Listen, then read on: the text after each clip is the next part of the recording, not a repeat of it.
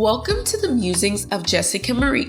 Sometimes change is as quiet as a mouse, but sometimes change is as loud as a firework. During the civil rights movement, there were many different organizations, tactics, and leaders who all ultimately pushed for better conditions for Black Americans. Each activist had their own methods of demanding justice, which combined to create effective policy change and legacies. Join me as we shine a historical spotlight on one of the most influential civil rights leaders of the time, Stokely Carmichael. Stokely was born on June 29, 1941 in Trinidad and Tobago. He was raised by his grandma and two aunts after his parents, Mabel and Adolphus Carmichael, immigrated to the United States when he was only 2 years old. He spent the first decade of his life in the Caribbean before joining his parents in Harlem, New York when he was 11 years old. His mom worked as a stewardess for a steamboat company, and his dad worked as a carpenter and a taxi driver to support Stokely and his three sisters. The family eventually left Harlem and moved to Van Nest in the East Bronx, a neighborhood of mostly Jewish and Italian immigrants and descendants. Stokely attended the Bronx High School of Science in 1956 after scoring highly on the entrance exam and graduated in 1959. For college, he enrolled at Howard University in Washington, D.C., and graduated in 1964 with a degree in philosophy. While at Howard, he was taught by many noteworthy professors like Toni Morrison, Nathan Hare, and Sterling Brown, and was even offered a full graduate scholarship to attend Harvard, but ultimately turned it down. Stokely joined the Nonviolent Action Group, the Howard campus affiliate of the Student Nonviolent Coordinating Committee, SNCC, after becoming inspired by the sit-in movement happening throughout the southern states. He was introduced to SNCC activists like Bayard Rustin, and his apartment was often a gathering place for his classmates. During his freshman year at Howard, Stokely participated in the freedom rides organized by the Congress of Racial Equality to desegregate the interstate buses and bus station restaurants along U.S. Route 40 between Baltimore and Washington, D.C. In a similar incident on June 4, 1961, he, along with 8 other activists, rode the train from New Orleans, Louisiana to Jackson, Mississippi to integrate the interstate train. After entering a cafeteria for white patrons, the group was charged with disturbing the peace, arrested, and taken to the Parchman Penitentiary in Sunflower County, Mississippi. While in Parchman, he quickly gained notoriety and rose as a leader amongst the prisoners. He and the other freedom riders served almost 2 months in jail and faced horrid conditions. They were only allowed to shower twice a week, were denied books or any other personal items, and were oftentimes sent to maximum security for isolation.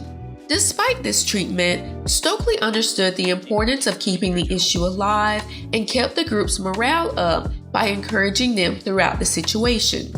After being released from jail, he finished college without another major incident.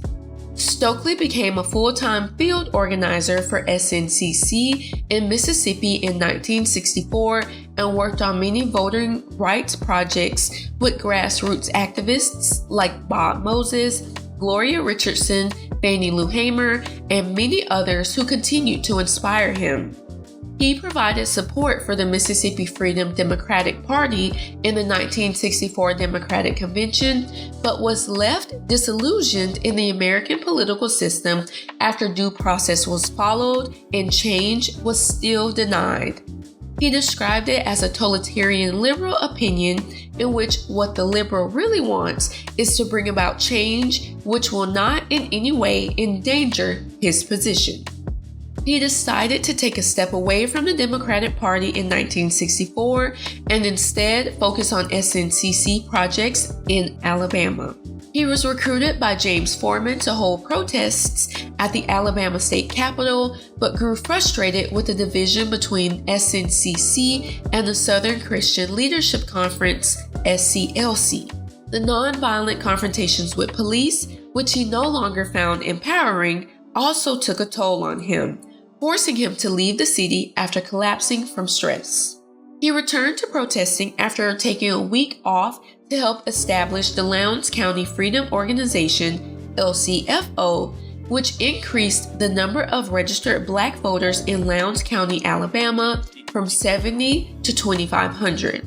Residents were initially wary of getting involved with the activists because of the violent voter suppression in the area, but eventually banded together after witnessing Stokely stand up to two officers who tried arresting him for passing out voter registration material.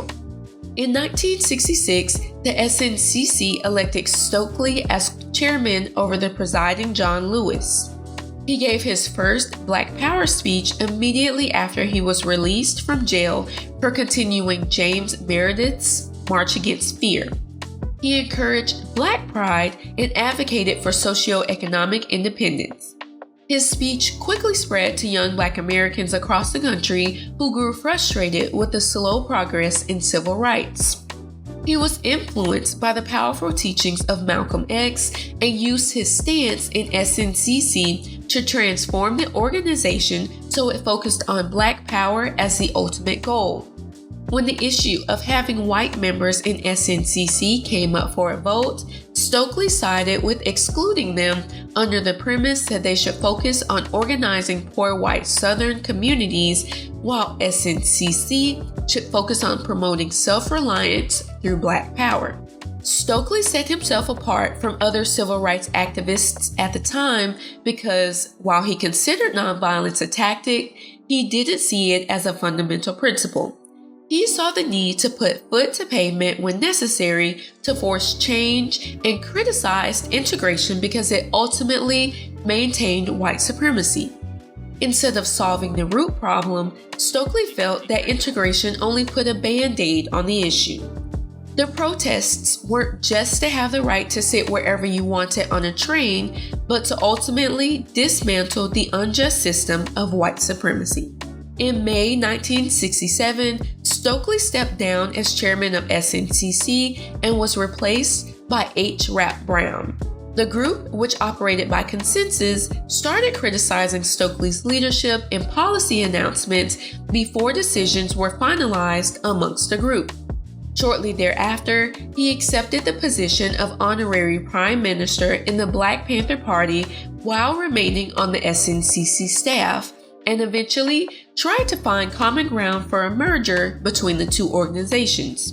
During this time, he was also targeted by COINTELPRO and was spied on, lied on, and deemed an enemy of the U.S. J. Edgar Hoover feared the rise of a Black nationalist messiah and thought that Stokely could easily fit the mold because of his public support and radical teachings. In July 1968, Hoover increased his efforts to divide the Black Power movement by undermining the SNCC and Black Panther merger and suggesting that Stokely was an undercover CIA agent. Unfortunately, the smear campaign was successful and Stokely was expelled from SNCC and denounced from the Black Panthers. In his book, Black Power, The Politics of Liberation, published in 1967, he criticized the leadership of the SCLC and NAACP for accepting symbols instead of change during the Civil Rights Movement. He also taught that assimilating into the white middle class was a trap to get Black Americans to turn their backs on fighting for others who were still suffering. He advocated that Black Americans had to unite and build their power independent of the white structure, or they would never be able to build a coalition that would work for both parties and not just the dominant one. He traveled and lectured extensively throughout the world and was strongly against the Vietnam War and imperialism in general. He was even banned from re-entering the United Kingdom after recordings of his speeches were released during a visit in July 1967. Documents declassified in 2022 revealed that the Information Research Department of the British Foreign Office also created a fake organization to spread incorrect and incite-worthy information about Stokely. After the 1968 DC riots got out of hand, Stokely was blamed for ensuing violence. He was under almost constant FBI surveillance at this time, and Huey P. Newton, founder of the Black Panther Party, suggested that Stokely was a CIA agent providing the final nail in the coffin between him and the Panthers. In July 1969, Stokely formally split from the Black Panthers. Later that year, he married Miriam Makeba and left the U.S. for Guinea. In 1971, he published his second book, Stokely Speaks: Black Power Back to Pan-Africanism, which fleshed out his socialist Pan-African vision. Years later, in 1978, he changed his name to Kwame Ture to honor his patrons. He divorced his first wife, got remarried, and eventually had 2 sons. For the last 30 years of his life, Stokely worked full-time as an organizer of the All African People's Revolutionary Party. He spoke on its behalf on several continents, at college campuses, community centers, and other venues. He was instrumental in strengthening ties between the African and Black liberation movement and several revolutionary and progressive organizations. He was considered the world's most active and prominent advocate of Pan-Africanism. Stokely was diagnosed with prostate cancer in 1996. He was treated for a while in Cuba and also received some support from the Nation of Islam. Benefit concerts were held across the U.S., and the government of Trinidad and Tobago awarded him a grant of $1,000 a month to help with his medical expenses.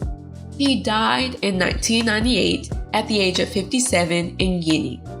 While Stokely was of Caribbean heritage, he was truly an ally in the plight of Black Americans.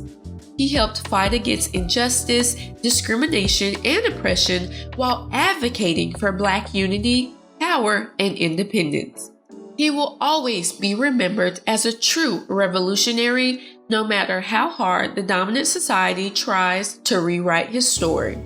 If you enjoyed this episode, let me know by giving this video a thumbs up, leaving a comment, and subscribing to my channel. I'll see you in the next episode. Signed, Jessica Marie.